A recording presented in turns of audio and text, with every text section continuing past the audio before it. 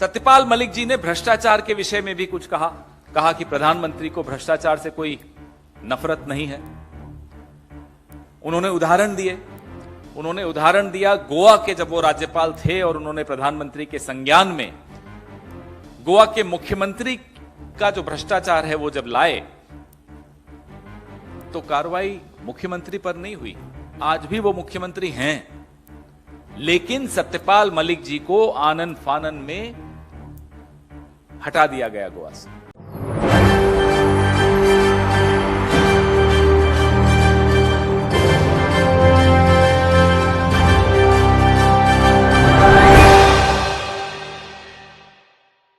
सत्यपाल मलिक को सीबीआई का समन मिलने के बाद, जी हां, हड़कंप मच गया है। सत्यपाल मलिक को सीबीआई का समन मिलने के बाद एक और जहां कांग्रेस पार्टी ने मोदी सरकार पर हल्ला बोलना शुरू कर दिया है, तो वहीं सत्यपाल मलिक ने कहा कि मैं किसी सीबीआई दफ्तर में नहीं जाऊंगा, मैं किसी का गुलाम नहीं हूं और ना ही मैंने भ्रष्टाचार किया है।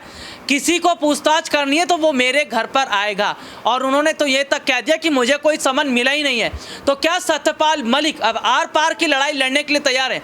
पुलवामा हमले पर बयान देकर फंस गए सत्यपाल मलिक पर अब सीबीआई का शिकंजा कस रहा है, सीबीआई का चाबुक चल रहा है। अपने दर्शकों को ये बता दें कि मौजूदा समय के अंदर जिस तरीके से हम देख रहे हैं कि सीबीआई और ईडी का शिकंजा सत्यपाल मलिक पर कसता चला जा रहा है, क्योंकि सत्यपाल मलिक ने बीजेपी और आरएसएस की उस करोड़ों की फंडिंग पर ना सिर्फ खुलासा किया, बल्कि यह भी देखा जा रहा है कि पुलवामा हमले में बीजेपी की कितनी बड़ी साजिश थी।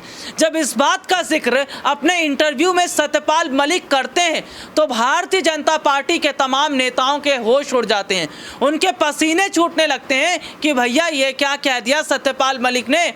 चुनाव नजदीक है, पुलवामा हमले का जिक्र करके उन्होंने पूरे राजनीतिक माहौल को बिगाड़ दिया। सत्यपाल मलिक का यह कहना था कि पुलवामा हमला एक सोची समझी साजिश थी और इस साजिश में गृह मंत्रालय का बड़ा हाथ है।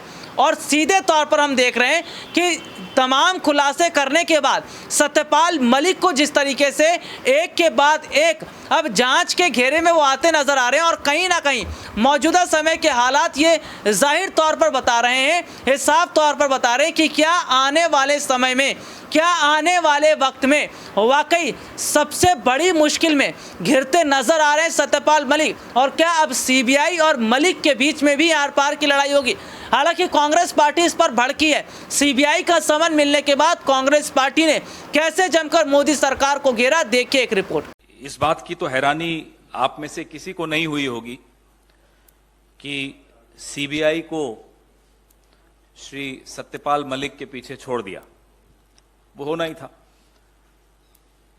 हैरानी इस बात की हमें तो हुई, मुझे पूरा भरोसा है आपको भी हुई होगी, कि ये करने में 10 दिन क्यों लगा दिए साहब ने। तबीयत तो ठीक है साहब की, हमारे 10 दिन लग गए सीबीआई को सत्यपाल मलिक जी को बुलाने में। हमें बड़ी चिंता हो रही है साहब की।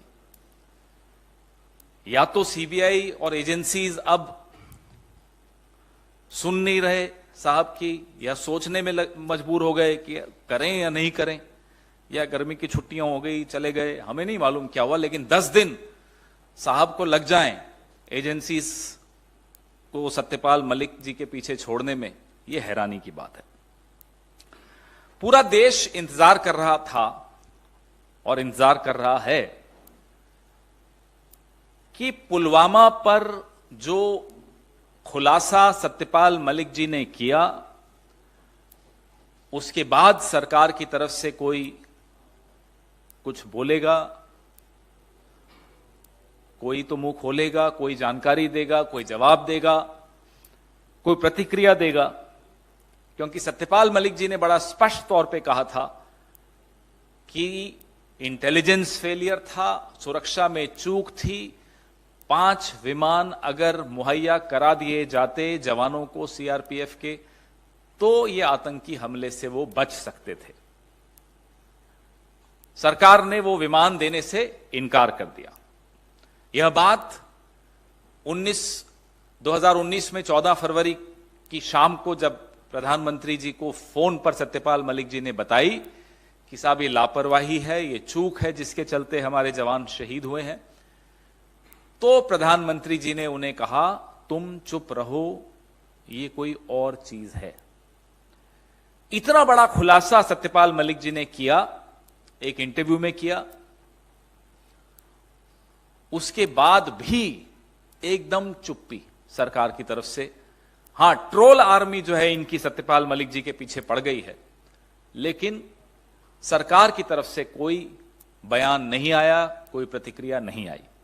ये रिपोर्ट आपने देखी जिसमें विस्तार से हमने अपने दर्शकों को दिखाया, तो सीधे सीधे तौर पर देखा जा रहा है कि इधर सीबीआई का समन मिला नहीं, कि दूसरी तरफ हम देख रहे हैं कि सत्यपाल मलिक की मुश्किलें बढ़ती नजर आ रही है, लेकिन मलिक के समर्थन में कांग्रेस पार्टी नजर आ रही है।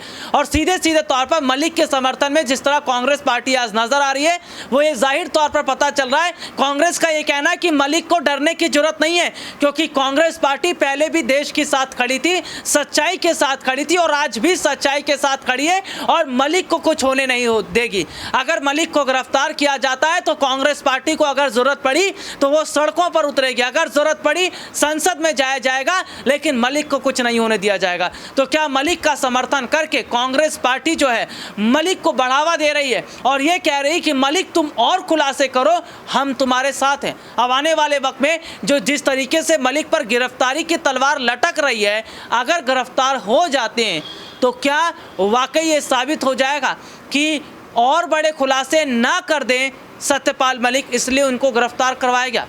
आज के लिए इतना ही, आपसे फिर दोबारा मुलाकात होगी, तब तक के लिए इजाज़त दीजिए, नमस्कार।